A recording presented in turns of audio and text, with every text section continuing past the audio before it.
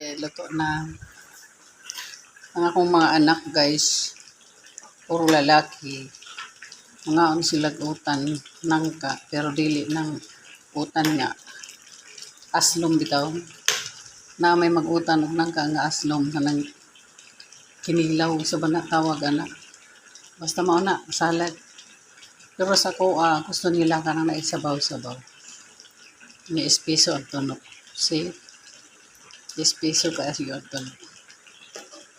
Kay mura sila tamis-tamisan nga basta ganahan sila. Kay mo sa mo gamit ko ani nangka. Ang akong isagulan ni kundi kay sa baboy. Ditong isda or gani kuan bulad buhay. Pero kani pwede ra di mukaon ra gid sila bisag walay subat. Kay sa lamas ra man ni doon. Atsal, sibuyas, espada. Number 1 gid loy daghan ng loya. Nagtangad sus. Kusog ng bahog ay.